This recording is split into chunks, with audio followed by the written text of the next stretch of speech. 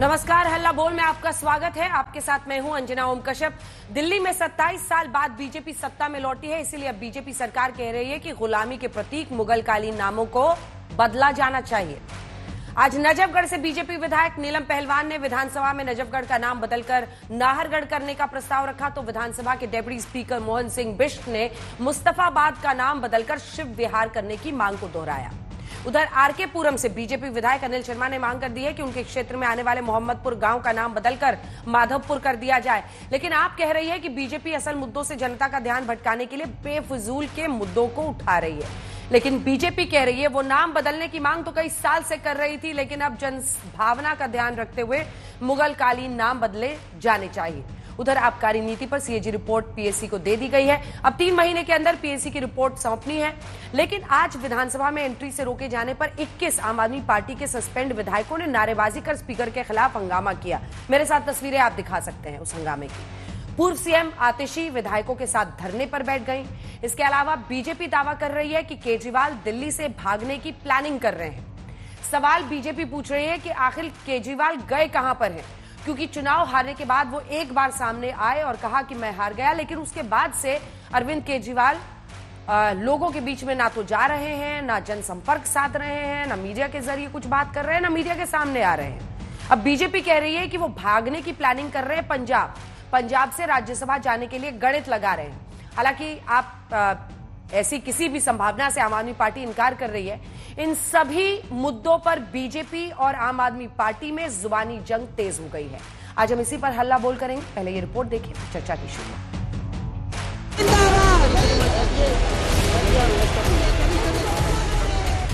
जो है सदन को सुचारू रूप से नहीं चलने देना चाहता, मैं चेतावनी देता हूँ।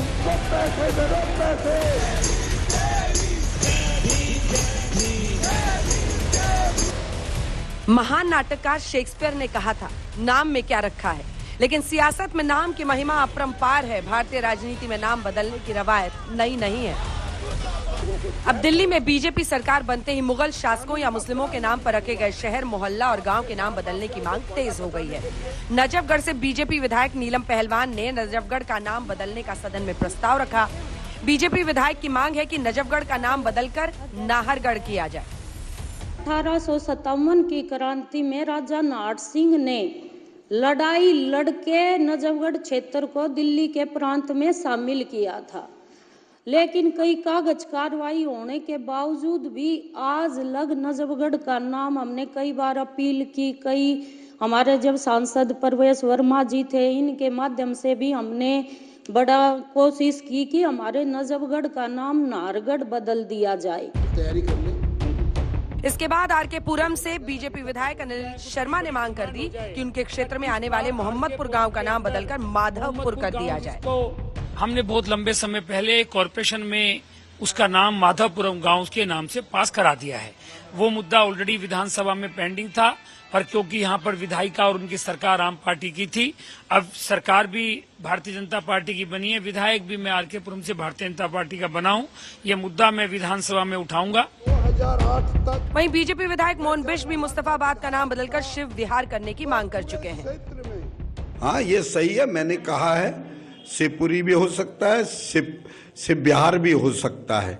जहाँ हिंदुओं की आबादी हो, हिंदू वहाँ रहते हों, तो उसका नाम मुस्तफाबाद की जगह शिवपुरी या शिव विहार क्यों नहीं हो सकता। नाम बदलने की मांग आम आदमी पार्टी को रास नहीं आए। आप बोली, बीजेपी अपने वादों को पूरा नहीं कर पाएगी, इसीलिए वो ऐसे मुद्दों से जनता का ध्यान भटका रही है। इन मुद्दों से ध्यान भटकाने के लिए लगातार अनाप शनाप बयानबाजी भारतीय जनता पार्टी के लोग, भारतीय जनता पार्टी के विधायक, भारतीय जनता पार्टी के मंत्री, मुख्यमंत्री सारे दे रहे हैं। जहाँ तक नजफगढ़ की बात है, बहुत सही नीलम जी ने कहा है, नजफगढ़ नाहरगढ़ होना चाहिए, क्योंकि ये इसकी बहुत लंबी लड़ाई लड़ी गई है और ये कोई अच्छा प्रस्ताव है, कोई किसी धर्म से या किसी से जुड़ी बात नहीं है, ये केवल भावनाओं से जुड़ी है। आप विधायक इमरान हुसैन कह रहे हैं कि दिल्ली वालों ने बीजेपी को काम करने के लिए वोट दिया है, नाम बदलने के लिए नहीं। देखिए, बीजेपी काम नहीं करती, ये तो पूरा देश जानता है बीजेपी, लेकिन हाँ, नाम बदलने का काम जरूर करती है। तो उसमें इन्हें महारत हासिल है। नाहरगढ़ का जो बात है ये आज का नहीं है मुद्दा, ये बहुत ही सालों से चला आ रहा है। जब मैं सांसद था, मेरा वो अपना संसदीय क्षेत्र था, मैंने भी वो वाला मुद्दा उठाया था और ये मांग बिल्कुल जायज़ है। वहीं दिल्ली विधानसभा सत्र के तीसरे दिन सदन के बाहर हंगामा बरपा।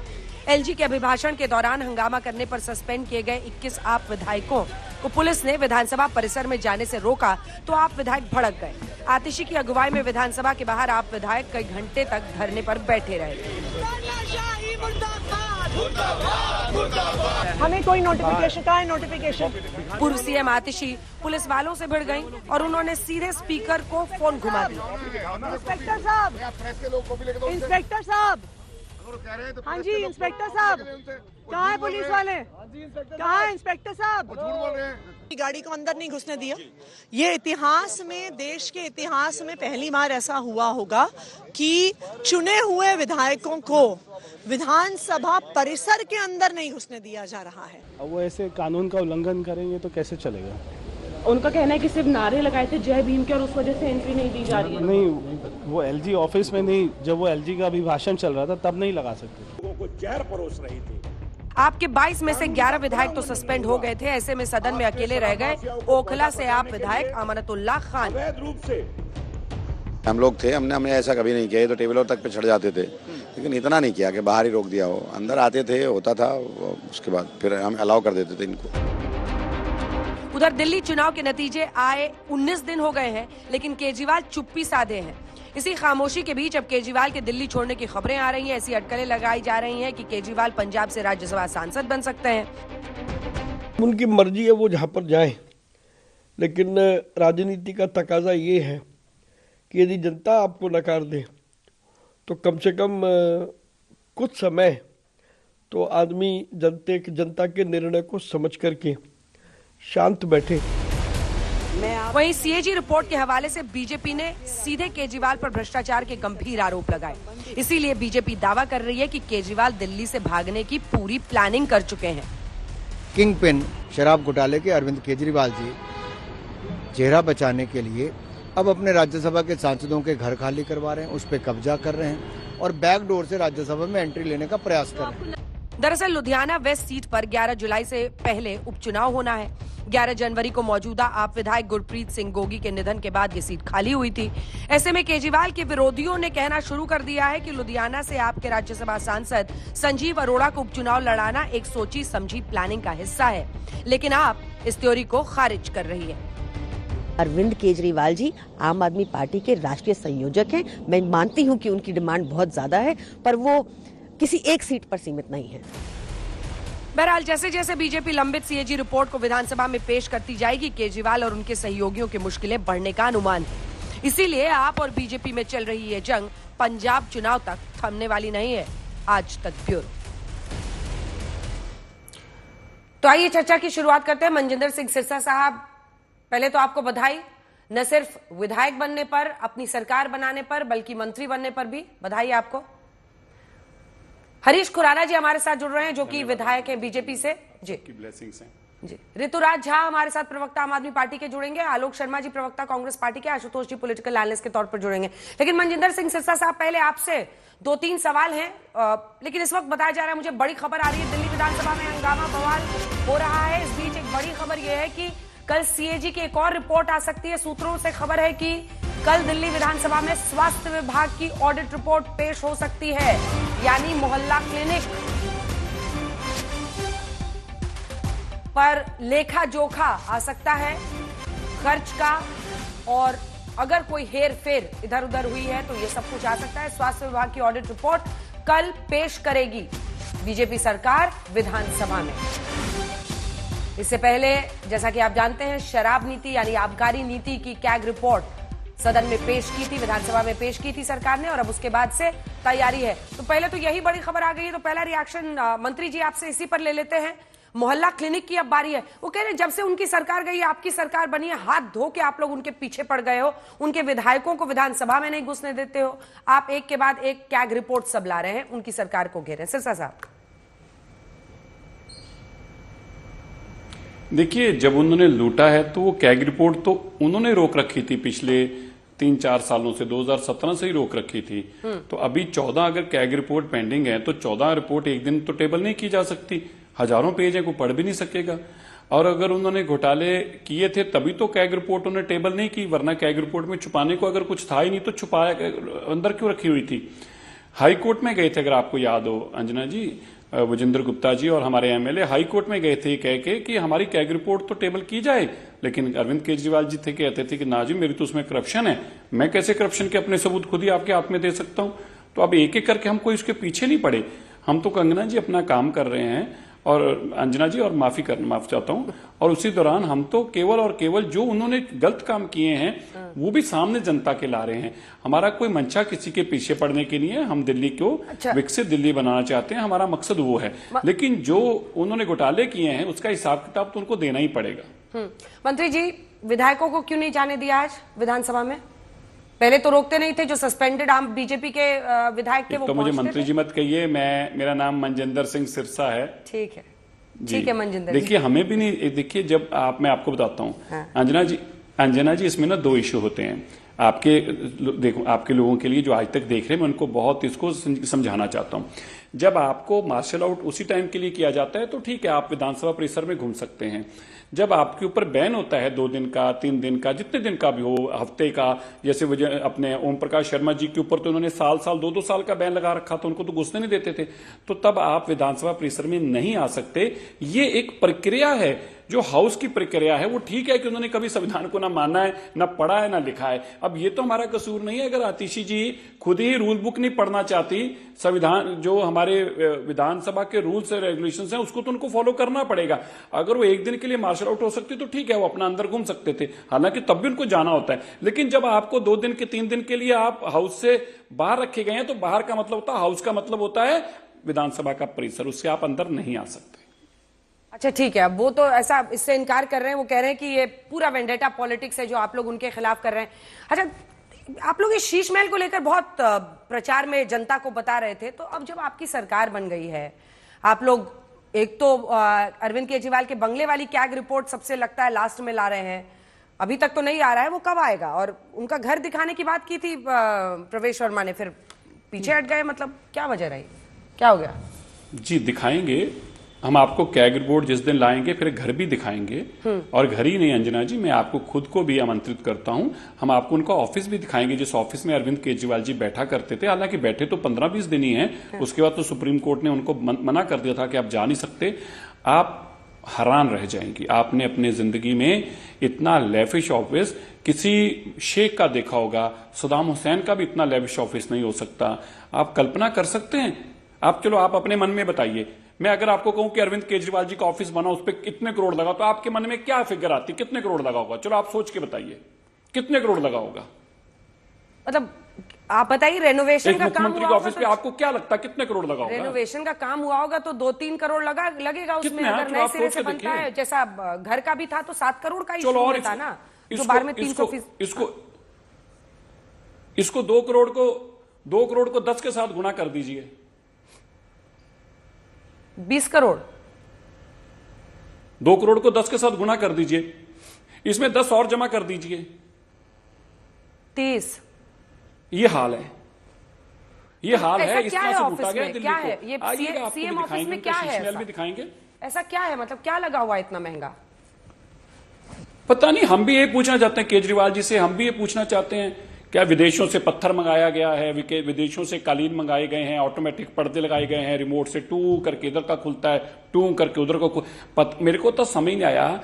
ठीक है, आप अपना कारोबार करें, व्यापार करें, पैसा कमाएं, जहां मर्जी खर्च करें, आपको अधिकार है, सबको है, लेकिन आप सरकार का पैसा, लोगों का पैसा, सेक्टर का पैसा आप कैसे अपने पे इस तरह से लुटा सकते हैं, ये हमारा सवाल है। शीश महल आपने देख लिया, हम आपको वो भी, उसका तो आपके सामने फोटो और वीडियो है, लेकिन आपको वो भी दिखाएंगे। और अभी कैग रिपोर्ट, क्योंकि जो पहली कैग रिपोर्ट है वो बाद वाली है, उसके बाद वाली उसी जिस क्रम में है उसी क्रम में आपके सामने आएंगी। लेकिन देखिए, हम भी पब्लिक डोमेन, पब्लिक सर्विस में बहुत समय से हैं, हमने नहीं कभी देखा, देश भर के अंदर मुख्यमंत्री हैं, देश भर के अंदर राष्ट्रपति हैं, गवर्नर हैं, राष्ट्रपति जी हैं, किसी का भी ऐसा लेविश ऑफिस नहीं हो सकता जैसा लेविश ऑफिस वहां पे बनाया गया। एक सोफा 7-7 लाख 8-8 लाख रुपए, एक सोफा है, एक सोफा तो आप आके एक बार देखेंगे तो आपको पता चलेगा। इसके जवाब में वो यही कहते हैं ना कि आपके जो तमाम मंत्री हैं सरकारों में, जो अन्य मुख्यमंत्री हैं, क्या उनके घर में इस तरह से नहीं खर्च किया गया है क्या? क्योंकि वो तो मतलब सीएम हाउस है, वो सीएम हाउस पे या सीएम ऑफिस पर खर्च होता है, ये उनका जवाब होता है। तो सीएम हाउस में कौन रहता है? नहीं, सीएम हाउस में कौन रहता है? सीएम रहते हैं। सीएम हाउस में केजरीवाल जी रहते होंगे या और कोई रहता है? केजरीवाल जी। तो जब केजरीवाल जी कहते थे कि शीला दीक्षित जी के घर पे 10 एसी लगे हैं, तब उनको नहीं दिखता था? उनके 10 एसी, मैं तो देखो शीला जी के, मैं खुद घर पर गया हूं, उनके निवास पर मैं गया हूं, मुझे आज भी याद है साधारण कमरे थे और चिप्स वाले। अंजना जी मुझे बिल्कुल आज भी बता सकता हूं, चिप्स वाले मीन्स चिप्स वाला फर्श था, साधारण एक सिंपल ऊपर एक बिछा होता था और पुराने किस्म का फर्नीचर, सादी चेयर और जो भी बैंत वाली, जिसकी बैंत चेयर बोलते थे, वो चेयरें पड़ी होती थी। अरविंद केजरीवाल जी को वो भी बर्दाश्त नहीं था और खुद वो कहते हैं कि मुझे 100 करोड़ रुपए का शीश महल चाहिए, 40 करोड़ रुपए का दफ्तर बैठने को चाहिए। अगर आपको इतनी आलीशान जिंदगी जीनी है तो आप अपना कारोबार व्यापार करिए, लोगों का पैसा लूट के तो आप नहीं इस तरह का घर कारोबार कर सकते। और फिर जब कह के उसको रिपोर्ट में लाए और कहे, आज कैग रिपोर्ट में क्या लिखा है? यही तो लिखा है कि 5% से 12% कमीशन की गई, उन लोगों को शराब का काम किया गया जिन्होंने कभी शराब का काम ही नहीं किया था। हाँ। अंजना जी, कैग रिपोर्ट में जो सबसे इंटरेस्टिंग बात है ना, आपको याद है लालू जी ने जो ऑटो पे, आपको याद है, ऑटो वालों को पैसे दे दिए थे, ऑटो पे चारा ढो दिया था लालू प्रसाद यादव जी ने। इस कैग रिपोर्ट में सबसे इंटरेस्टिंग बात पता क्या है? 100 करोड़ रुपया बेसिक पहले खर्च करना था, 100 करोड़ रुपया। जिनको काम दिया उनकी 1 लाख रुपया आमदन भी नहीं थी, और उनमें से 5 लोग ऐसी थी जिनकी 0 आमदन थी।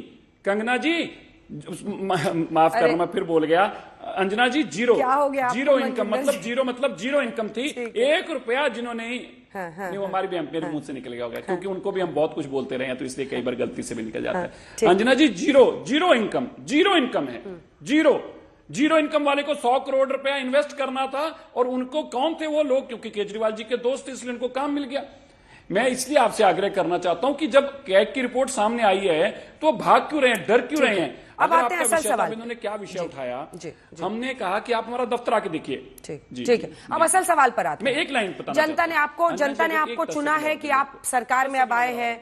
आपने कहा था यमुना जी की सफाई नहीं हुई। देखिए, हर साल वही जुलाई अगस्त के महीने में डेंगू की मार दिल्ली झेलती है, वही गाजीपुर का जो कूड़े का अंबार है, वही यमुना जी की सफाई छठ पूजा के दौरान, वही विंटर आते आते पोल्यूशन। इन सब पर अभी से वॉर फुटिंग पर आप लोग काम करेंगे, तब जाकर कुछ असर दिखेगा। कहीं ऐसा तो नहीं कि आपका पूरा का पूरा ध्यान इस वक्त अरविंद केजरीवाल की सरकार को, क्योंकि चुनाव तो हो गया, अब तो जनता ने आप की बात पर भरोसा कर लिया है, अब आपको काम डिलीवर करने का वक्त आया। ऐसे में काम डिलीवर करने की जगह कौन कौन सी जगह का नाम बदला जा सकता है? अब इसी पर है कि विपक्ष का ये, आम आदमी पार्टी का आरोप है कि डिलीवर करने से लोगों को भटकाना है, कि जो आपने प्रोमिसेस किए थे 2500 महिलाओं को देना, ये सब फुलफिल करने से भाग रहे हैं। इसीलिए अब आप कह रहे हैं नया शगुफा, मुगल कालीन वक्त पर रखे हुए जगहों का नाम बदलेंगे।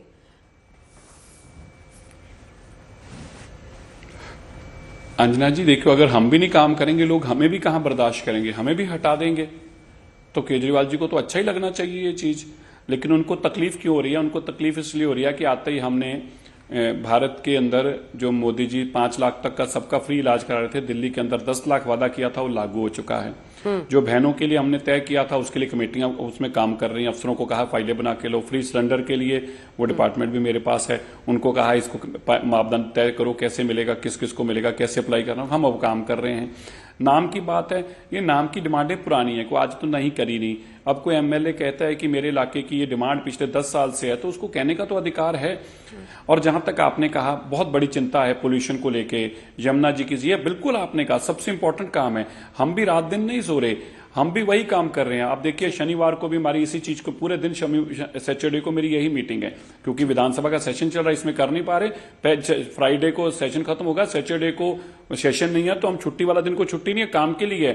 सुबह से बैठक बुला रखी है, एनवायरमेंट की बैठक है, उसके बाद पीडब्ल्यू वाले बुला रखे हैं, उसके बाद जल बोर्ड वाले, तो सबको साथ बैठकर दिल्ली को किस तरह से साफ करना है, दिल्ली की हवा को साफ करना है, दिल्ली की यमुना जी को साफ करना है, यही हमारी प्रायोरिटी है। मैंने पहले कहा था, कोई वेंडेटा पॉलिटिक्स नहीं है। हाँ, जो चीजें सामने आ रही है वो सामने रखनी भी है, लेकिन हमारा काम पॉजिटिव एजेंडा है, हम इस तरफ जाना नहीं चाहते। मनजिंदर जी, आप आज तक पर आए, बहुत धन्यवाद। और नाम बहुत सारे याद करना शुरू कर लीजिए। मेरा नाम भी आप 2 बार गलत बोल गए। अभी तो इतने सारे शहरों के नाम आप लोग बदलने वाले हैं, तो बहुत सारे नाम याद रखने होंगे। बहुत बहुत धन्यवाद आपका आज तक पर हमारे साथ आने के लिए। मुझे लगता है कि अगर आम आदमी पार्टी के प्रवक्ता जुड़ गए हैं। हाँ ऋतुराज जी, तो उनसे पहले रिएक्शन लेते हैं, फिर हरीश खुराना जी मैं फौरन आपका रुख करूंगी। आपसे शुरुआत करते हैं। आपने उनकी तमाम बातें सुनी होंगी। देखिए वो कह रहे हैं कि जो आपने भ्रष्टाचार किया है वो उसकी पाई चुकाने का ये उन्होंने जनता को वादा किया था और इसीलिए उनका फोकस है कैग रिपोर्ट्स को एक के बाद एक लाने पर। कल मोहल्ला क्लिनिक की कैग रिपोर्ट आ रही है, वही 14 कैग रिपोर्ट्स जो आपने संवैधानिक आपका मतलब जिसको कहते हैं जिम्मेदारी होने के बावजूद विधानसभा में नहीं रखा, दबा के रख दिया, मत जनता के सामने नहीं आना दिया, उसको वो सामने ला रहे हैं। तो इसमें क्या गलत है?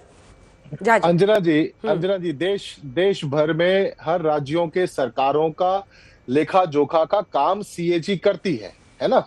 और वही सीएजी रिपोर्ट अभी देखा रिसेंटली में आपने जो है सो मध्य प्रदेश को लेकर के भी अपना रिपोर्ट रखा है, गुजरात को लेकर, उत्तराखंड को लेकर, बिहार को लेकर के, जितने भी भाजपा शासित राज्य हैं सब जगह पर में इरेगुलरिटीज को लेकर के लगातार सीएजी रिपोर्ट्स आती रही हैं।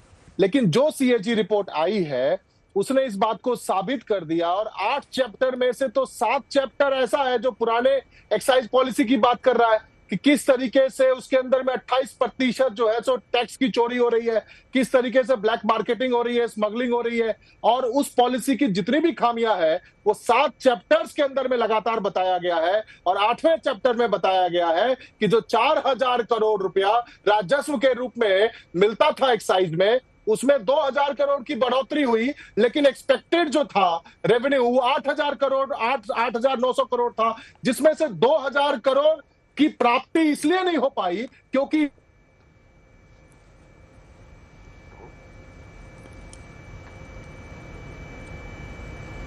क्या हो गया ये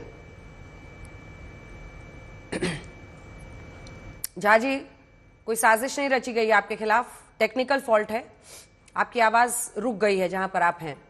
सवाल लेकिन वहीं पर आकर रुकता है कि कैग रिपोर्ट में सब कुछ आपके पक्ष में ही था, तो आप लोग इसको छुपा के क्यों रख रहे थे, दबा के क्यों रख रहे थे? अगर लेखा जोखा में आप लोग सही साबित हो रहे थे तो उसको आप रखते विधानसभा में। हरीश खुराना जी, आपको भी जीत पर बहुत बहुत बधाई। मेरा पहला प्रश्न आपसे यही है कि देखिए काम करने का, अब आपको इतनी बड़े बड़े काम के लिए जनता ने चुना है और आप यहां लग गए, वही आपका जो पुराना एजेंडा है। ये विपक्ष बार बार कहती है कि देखिए नाम बदलने पर सबसे पहला फोकस है। क्यों भाई? 2500 पर होना चाहिए ना, जो आपने महिलाओं को वादा किया है।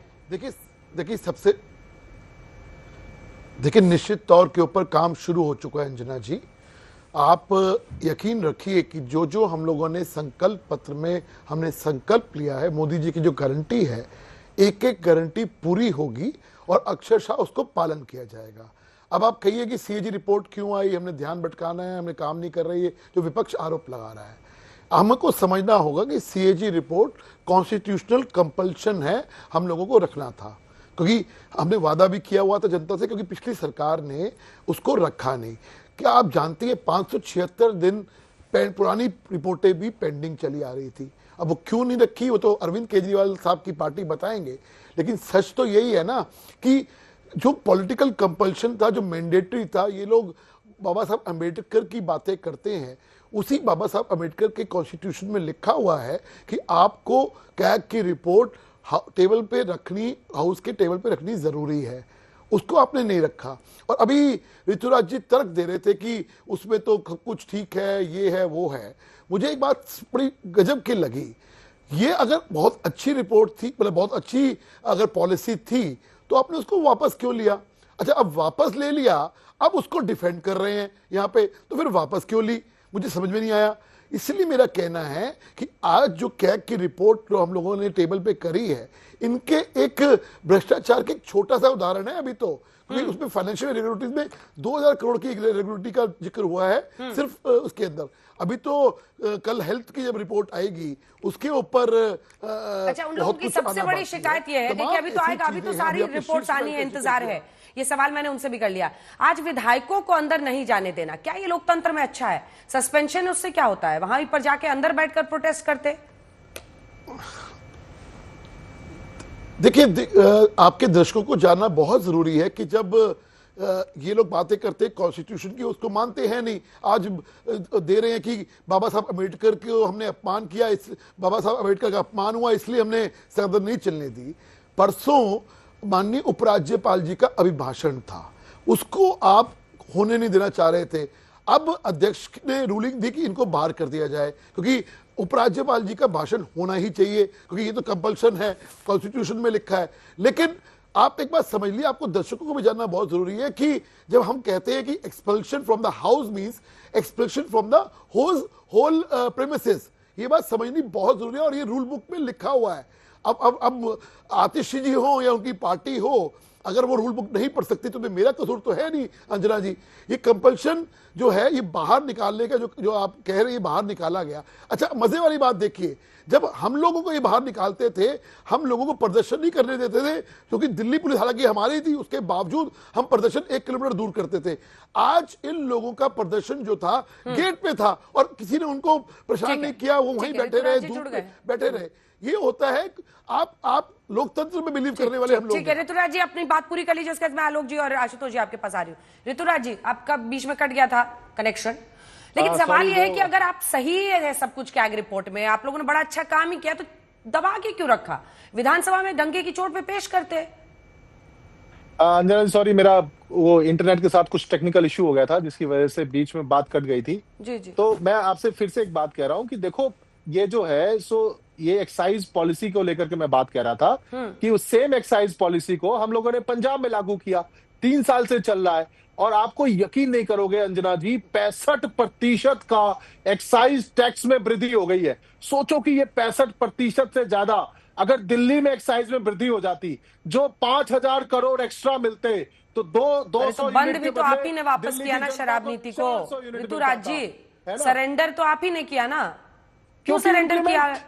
इतना आप लोग संघर्ष करते हैं, उसको रखते हैं नीति को कायम। सुन लीजिए, जैसे ही एक्साइज पॉलिसी लागू हुई, 6 महीने के बाद ही सीबीआई ने, ईडी ने, लेफ्टिनेंट गवर्नर ने केस रजिस्टर कर दिया, और जिसके चलते एक सुन तो लीजिए, आप पहले पूरी बात तो बोलने दो अंजना जी, आपकी बात मैंने पूरी सुनी है कि उसी एक्साइज पॉलिसी में लिखा हुआ है ना कि 35 में से केवल 20 ही टेंडर हो पाए, बाकी टेंडर्स को फ्लोट तक करने नहीं दिया गया। सोचो, सारे अफसर डर गए सीबीआई और ईडी के घुसने के बाद, इसकी वजह से इंप्लीमेंट ही नहीं हो पाया पूरी तरीके से, जिसके चलते एग्जिस्टिंग 4,000 करोड़ से 2,000 करोड़ एक्स्ट्रा मिला एक्साइज टैक्स में, लेकिन 2,000 करोड़ और मिल सकता था जो कि प्रोजेक्टेड था, जो नहीं मिल पाया because it was not implemented well. ये साफ साफ सीएजी में लिखा हुआ है, जिसके चलते राजस्व का नुकसान हुआ, जो कि एक्सपेक्टेड राजस्व था, और वही सेम एक्साइज पॉलिसी को पंजाब में लागू किया। पंजाब पूर्ण राज्य है और हमें 65% एक्साइज ड्यूटी एक्स्ट्रा मिल पा रहा है। ठीक है, आलोक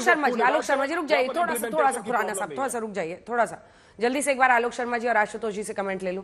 आलोक जी, कैग रिपोर्ट दिखाकर ही आप लोगों की सरकार के खिलाफ आंदोलन हुआ था, और वही कैग रिपोर्ट 14 दबा कर रखा गया, अब बीजेपी उसको ला रही है, अच्छा कर रही है।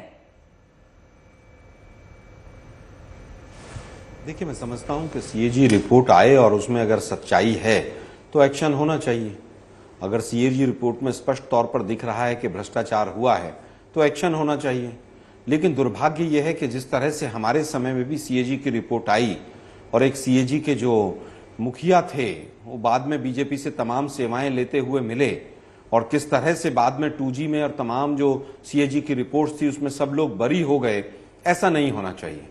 सीएजी की रिपोर्ट है, अगर भ्रष्टाचार हुआ है तो उस पर एक्शन होना चाहिए, क्योंकि ये शराब नीति का जो घोटाला था ये हमने ही निकाला था। अब ये कह रहे हैं ऋतुराज जी 5,000 करोड़ रेवेन्यू आ जाता, 2,000 करोड़ आ जाता, अरे भाई वापस क्यों ले लिया आपने? और बीजेपी वाले आज सवाल उठाने वाले कौन है? एलजी महोदय ने इस नीति की अप्रूवल दी थी कि नहीं दी थी? कॉर्पोरेशन तो इन्हीं की थी, तमाम कॉर्पोरेशंस ने एनओसी दी थी कि नहीं शराब की दुकानें खुलने की और एक दारू की बोतल के साथ दूसरी की? तो शराब नीति हो चाहे दिल्ली का किसी भी रूप में बेड़ा गर्क करने की बात हो, ये दोनों बराबर के भागीदार हैं। मुझे लगता है कि पूरी तरह से एक्शन होना चाहिए, सारी रिपोर्ट स्टेबल होनी चाहिए, और उनके अंदर जो जो तथ्य हैं वो दिल्ली की जनता के सामने आना चाहिए, चाहे वो शीश महल का मामला हो, शराब नीति हो, मोहल्ला क्लिनिक हो, चाहे वो डीटीसी का मामला हो। इन लोगों ने हर जगह पर मनमानी की है, हर जगह पर भ्रष्टाचार के अंबार गड़े हुए हैं, और यही कारण है केजरीवाल जी पंजाब से राज्यसभा भागना चाहते हैं, ताकि उनको कहीं ना कहीं एक जो अपर हाउस है उसकी प्रोटेक्शन मिल सके। अरे भाई, आप दिल्ली की जनता के ऊपर 10 साल तक शासन करते रहे, दिल्ली की जनता को फेस कीजिए। आप विधायक नहीं हैं, आपको विधायक जनता ने नहीं बनाया, लेकिन आप मीडिया को फेस कीजिए, आप आइए बताइए कि नहीं इसमें गलत है और सीएजी की रिपोर्ट गलत है और मैंने कोई भ्रष्टाचार नहीं किया है। अरविंद केजरीवाल कहाँ है आजकल ऋतुराज झा जी? वो पूछ रहे हैं कि उनको मीडिया के सामने आकर बोलना चाहिए इस मुद्दे पर। अरविंद केजरीवाल जी पार्टी का काम कर रहे हैं, अरविंद केजरीवाल जी स्वस्थ है, अरविंद केजरीवाल जी ध्यान कर रहे हैं और अरविंद केजरीवाल जी की पूरी सेना जो है सो मैदान में है और इनके हर प्रोपेगेंडा, हर झूठ का डटकर मुकाबला कर रही है और आगे भी करते रहेंगे। और आज किस तरीके से लोकतंत्र की हत्या कर रहे हैं लोग, आप सोचिए कि भारत के इतिहास में आपको एक एग्जाम्पल ऐसा नहीं मिलेगा पूरे विधानसभाओं में या पार्लियामेंट में जहां पर में कि चुने हुए प्रतिनिधियों को विधानसभा परिसर में घुसने नहीं दिया जा रहा है। सोचो, संसद में भी ऐसा होता है कि सदस्यों को सस्पेंड किया जाता है और वो गांधी के स्टैचू के सामने बैठकर कम से कम प्रोटेस्ट कर रहे होते हैं, अपनी बात कर रहे होते हैं। Freedom of expression is a fundamental right, कोई कैसे रोक सकता है बताइए? और पहला आपको इतिहास में ये पहला एग्जांपल मिलेगा कि ये परिसर में नहीं घुसने दे रहे हैं। इतने जो है आलोक जी ठीक है, आलोक जी काउंटर करना चाह रहे हैं। उसके समय पंजाब वाले पर भी पूछूंगी आपसे, फिर मुझे आशुतोष जी के पास जाना है। सब कह रहे पंजाब राज्यसभा अपर हाउस का प्रोटेक्शन लेना चाह रहे हैं उनका आरोप है। रुक जाइए, आलोक जी का एक काउंटर पॉइंट है। आलोक जी 27 साल के बाद 2%। देखिए, मुझे लगता है कि विधानसभाओं में क्या क्या हुआ है, आम आदमी पार्टी ने बीजेपी के विधायकों को तो मार्शल से बाहर फेंकवा दिया था। चाहे वो बीजेपी के विधायक थे, ऑपोजिशन में थे, चाहे वो 3 थे चाहे 8 थे। ओपी शर्मा जी के साथ क्या क्या हुआ है वो पूरे देश ने देखा है। हमारा बीजेपी से वैचारिक मतभेद है, हमारी पूरी तरह से वैचारिक लड़ाई है, लेकिन विपक्ष को जिस तरह से मोदी जी ने संसद में कुचला था वैसे ही तो केजरीवाल 10 साल से यहां पर कुचल रहे थे। ईवीएम को लेकर वहां चले जाते थे, बाहर कुछ नहीं बोलते थे। तो संसद का हो या चाहे विधानसभा का हो, पूरी तरह से केजरीवाल की पार्टी ने विधानसभा के पटल का दुरुपयोग किया है। ठीक है, अब बीजेपी अगर वो चीज कर रही है, कानून कायदा आपको सिखा रही है, तो आम आदमी पार्टी को दिक्कत क्या हो रही है फिर? ठीक है अंजना जी, ऋतुराज जी सिर्फ 2 लाइन का मुझे एक बार आशुतोष जी से कमेंट। 2 लाइन। यही विजेंद्र गुप्ता जो आज स्पीकर है वो टेबल पर चढ़ गए थे और जिस ओम प्रकाश शर्मा की बात कर रहे हैं वो आज इन्हीं के पार्टी के नेता हैं अलका लांबा जी, जो हमारे पार्टी की विधायक थी। एक महिला के ऊपर में किस तरीके से अभद्र टिप्पणी किया था कि रात रात भर घूमने वाली और क्या क्या कहा था, ये शब्दों का मैं प्रयोग नहीं कर सकता हूं राष्ट्रीय चैनल पर, इसलिए उनको सस्पेंड किया गया था। और उनको जब सस्पेंड किया गया था उनको परिसर से बाहर नहीं किया गया था। ठीक है, मैं आ रही हूं आशुतोष जी। भाजपा की गोद में बैठकर एक तरफ भ्रष्टाचार के मुद्दों को सामने लाकर, जिन मुद्दों के साथ बीजेपी जनता के बीच गई थी, कैग रिपोर्ट्स ला रही है, तो वो चाह रही है कि भ्रष्टाचार के मुद्दे पर जो कच्चा चिट्ठा है हम खोलें, विधानसभा में खोलें। इधर आम आदमी पार्टी रोज एक न एक मुद्दा उठाकर प्रोटेस्ट कर रही है। कौन असल मुद्दे से डिफ्लेक्ट करने की कोशिश कर रहा है? नहीं, मुझे नहीं लगता इसमें कोई डिफ्लेक्ट करने की कोशिश है। भारतीय जनता पार्टी ने प्रॉमिस किया था कि कैग की रिपोर्ट को पब्लिक करेंगे, उन्होंने कैग की रिपोर्ट को पब्लिक किया। आम आदमी पार्टी ने रिपोर्ट पब्लिक नहीं की थी, और क्यों नहीं की थी ये तो मेरे बिल्कुल समझ के परे, क्योंकि कैग की रिपोर्ट में एक भी शब्द ऐसा नहीं जिसके आधार पर आप ये आरोप लगा सके दरअसल कोई भ्रष्टाचार हुआ था। प्रिजम्पटिव लॉस की जो बात इस कैग की रिपोर्ट में है वो थियरी अपने आप में एब्सर्ड थियरी, उसका कोई मतलब ही नहीं है। क्योंकि जो जितनी बातें उसमें की गई है, कहीं 2 चीजों का कहीं उल्लंघन नहीं है। एक तो ये नहीं कि किसी कानून का उल्लंघन हुआ है, दूसरी बात कहीं ये नहीं कैग की रिपोर्ट में कोई क्विड प्रोको हुआ है।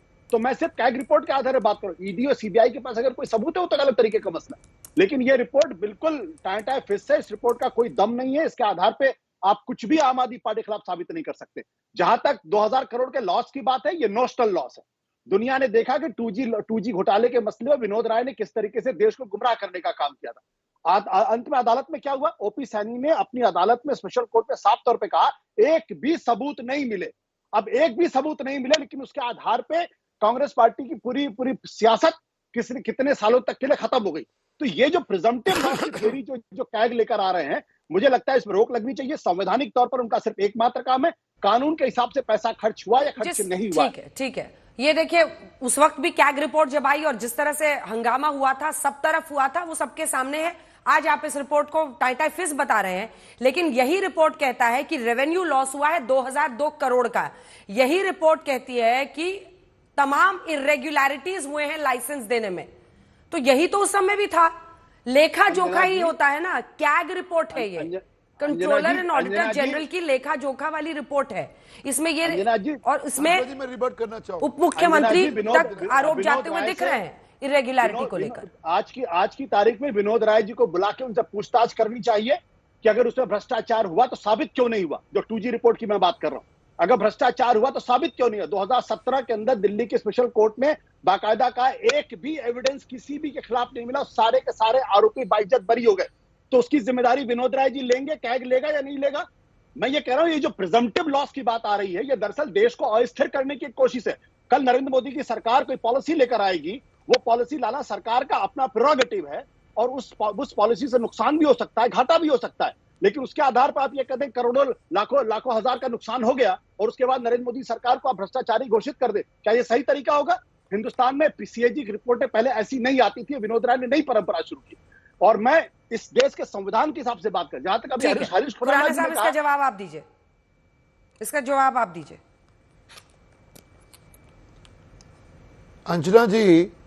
अंजना जी मुझे लगता है आशुतोष जी ने रिपोर्ट पढ़ी नहीं है और कैग के बारे में जो ये टिप्पणी कर रहे हैं, यही कैग की रिपोर्ट जब ये आम आदमी पार्टी के अंदर होते थे, यही कैग की रिपोर्ट उछाल के दिखा के शीला दीक्षित के ऊपर क्या क्या नहीं बोला हुआ, मैं भी उस पर चैनल पे नहीं जाना चाहता। रही बात कैग की रिपोर्ट कभी भी नहीं कहती कि इसमें करप्शन हुआ है, हमेशा वो बात करती है फाइनेंशियल इरेगुलरिटीज की। और वहां पे अगर इन्होंने कैग की रिपोर्ट पढ़ी होती आशुतोष जी ने तो ये बातें नहीं करते। उसमें साफ साफ लिखा है कि किस प्रकार से कार्टराइजेशन हुआ, किस प्रकार से अनड्यू फेवर हुए, किस प्रकार से टेंडर को फ्लाउट किया गया, किस प्रकार से पॉलिसीज को नहीं माना, किस प्रकार से एक्सपर्ट कमिटीज की जो रिकमेंडेशन थी इसको सरकार ने नहीं माना। इन सब होने के बाद 2000 करोड़ का 2026 करोड़ का रेवेन्यू लॉस हुआ है because of the act of this government. अब तो ये आगे फर्दर मामला है, ये पीएससी के अंदर जाएगा और उस पर जांच होगी, जो भी पीएससी उसके अंदर रिकमेंडेशन करेगी उसकी जांच होगी। मेरा कहना है कि आशुतोष जी को जब आरोप लगाते हैं तो तथ्यों को समझ लेना चाहिए। दूसरी बात, बार बार ये आ रहा है कि हमने संविधान की हत्या कर दी, तो ऋतुराज जी को मालूम होना चाहिए कि ओम प्रकाश शर्मा जी से लेके तमाम 8 विधायकों तक को कैसे बाहर निकाला। मैं उस पर नहीं जाना चाहता।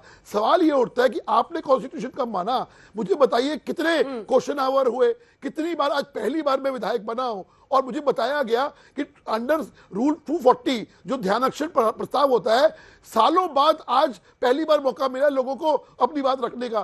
तो ये कॉन्स्टिट्यूशन का उल्लंघन करना, संविधान का उल्लंघन करना तो जल्दी से एक रिएक्शन मुझे लेने दीजिए। कर रही थी आशुतोष जी, आप हाथ उठा रहे थे उनकी बात पर और वो कह रहे थे कि कैग रिपोर्ट को लेकर, उसके बाद से आलोक जी फौरन आ रही, मुझे पता है मोबाइल पर आप कुछ दिखा रहे हैं, कैग रिपोर्ट को लेकर तो उसमें खूब बवाल किया गया था। नहीं, मुझे लगता है हरीश खुराना जी को जानकारी नहीं है। जब आम आदमी पार्टी ने उठाया था उस वक्त मैं आम आदमी पार्टी में नहीं था, तो हरीश खुराना जी को अपने तथ्य दुरुस्त कर लेने चाहिए। दूसरी बात, मैं एक बात कह रहा हूं, मैं ये कह रहा हूं कि कैग की रिपोर्ट भारत की राजनीति को डिस्टेबलाइज करने का कारण नहीं बनना चाहिए। इसलिए कैग का काम है कि जो सरकारी पैसा है वो कानून के हिसाब से खर्च हुआ या खर्च नहीं हुआ, सिर्फ इतना ही उसका दायित्व है। और उसमें अगर कहीं कोई भ्रष्टाचार हुआ तो उसका जिक्र उसमें होना चाहिए। इस रिपोर्ट में ऐसा कहीं कोई जिक्र है नहीं। एक मिनट, 10 सेकंड। इसके अलावा जो शुरू के 7 चैप्टर हैं उसमें तो पुरानी सरकार की नीतियों की धज्जियां उड़ाई गई हैं। तो क्या उसके आधार पर शीला दीक्षित जी को पकड़ा जाना चाहिए या मदन लाल खुराना जी को पकड़ा जाना चाहिए या साहिब सिंह वर्मा को पकड़ा चाहिए? किसको पकड़ा जाना चाहिए? तो आप दो नियम नहीं हो सकते ना कि 7 चैप्टर में पिछली लिकर पॉलिसी का खुलासा किया गया, नियमितता बताई गई है और इस एक चैप्टर में ये किया गया, तो फिर समग्रता में देखना चाहिए। तो फिर किसको पकड़ा जाए? खुराना जी को पकड़ा जाए या फिर साहिब सिंह वर्मा जी को या फिर शीला दीक्षित? खुराना साहब डायरेक्ट सवाल है, मुझे रिपोर्ट करना है, मुझे 10 सेकंड रिपोर्ट करना है, जल्दी बोलो। 10 सेकंड रिपोर्ट करना है। मुझे लगता है कि कैग की रिपोर्ट ये इन्होंने पढ़ी ही नहीं है, इसलिए बार बार कह रहे हैं कि पुरानी पॉलिसी। अरे कंपैरिजन था कि पुरानी पॉलिसी क्या थी और नई पॉलिसी क्या है। पुरानी पॉलिसी के अंदर जो ठेके थे वो सरकारी थे और इन्होंने नई पॉलिसी के अंदर इसको प्राइवेटाइजेशन किया। मुझे लगता है कि रिपोर्ट पहले पढ़ ले, टिप्पणी करने से पहले। मुझे लगता है आलोक शर्मा जी एक बार बोले, उसके बाद और दिख रहा है आशुतोष जी का होमवर्क पूरा नहीं है। हरीश जी ये सरकार आलोक जी मोबाइल पर आप कुछ दिखा रहे हैं, प्राइवेटाइज करे या प्राइवेटाइज ना करे। ये अगर क्या आप ये कहना चाहते हैं कि नरेंद्र मोदी सरकार को, मनमोहन सिंह सरकार को प्राइवेटाइज करने का अधिकार नहीं है? अगर आप ये कहना चाहते हैं तो आलोक जी अब देखिए कहां की कहां ले गए बात को, आलोक जी बोलिए आलोक जी का ऑडियो दीजिए। और ये सीएजी की रिपोर्ट, अंजना जी, ये सीएजी की रिपोर्ट जो है ये उत्तराखंड की है। जो फॉरेस्टेशन का पैसा था उससे आईफोन और लैपटॉप खरीदे गए, ये सीएजी की रिपोर्ट उत्तराखंड की है। मुझे लगता है कि तमाम राज्यों की सीएजी की रिपोर्ट्स पर अब सकारात्मक बहस होनी चाहिए। और विनोद राय जी की जहां तक बात है, तो विनोद राय जी ने तो पूरी तरह से बीजेपी के एक पिट्ठू के तौर पर काम किया और सरकार को नहीं पूरे देश को बदनाम करने का काम किया। हाँ। बीजेपी और विनोद राय दोनों को देश से माफी मांगनी चाहिए। ऋतुराज जी, मुगलिया वक्त के जो नाम है उनको बदल रहा है, ये अच्छा काम हो रहा है कि नहीं हो रहा है? अंजना जी, आज तो सिरसा जी ने 2 बार आप ही का नाम बदल दिया, तो इनको नाम बदलने में लोग पीएचडी हैं, एक्सपर्ट हैं। आप नाम बदलिए, अंजना जी का भी नाम बदल दीजिए, हमें कोई आपत्ति नहीं है, लेकिन सबसे इंपॉर्टेंट बात यह है कि काम करिए। 2500 रुपया कब मिलेगा ये बताइए। जो प्रधानमंत्री जी कहे थे कि पहला ही कैबिनेट में जो है सो पास करेंगे और 8 मार्च तक अकाउंट में पहुंच जाएगा, हम लोग उसका इंतजार कर रहे हैं। जो कहे थे 500 में सिलेंडर मिलेगा, उसको बताइए कब मिलेगा। तो काम करिए। कौन बातें कर रहा है ये बड़ी बड़ी, कौन बातें कर रहा है? ऋतुराज, मेरी टर्न है, अब कौन बातें कर रहा है? आज पंजाब की महिलाएं पूछ रही है 1000 रुपए कब मिलेगा, 2.5 साल हो गए। और चिंता मत करिए, हमने जो कहा है, मोदी जी ने जो गारंटी दी है 2500 की, निश्चित तौर पे पूरी होगी। चिंता मत करिएगा, आपको मुंह छुपाने की जगह नहीं मिलने वाली, क्योंकि हमने जब लागू करेंगे। इसलिए कहना है, पहले जो पंजाब की महिलाएं पूछ रही हैं कि भाई हमारा भी दे दो, साडा भी साडा कहते रख, वो पूछ रही, पहले उनका जवाब तो दो। 1000 रुपए क्यों नहीं दिए, ये तो जवाब दे दीजिए ऋतुराज जी।